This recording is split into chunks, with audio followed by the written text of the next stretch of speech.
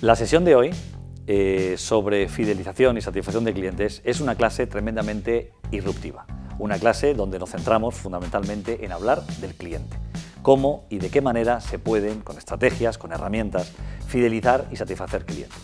Es muy importante tener en cuenta que toda la organización tiene que estar orientada hacia la venta, hacia el cliente. El cliente es un recurso escaso al cual tenemos que mimar, cuidar y evidentemente fidelizar.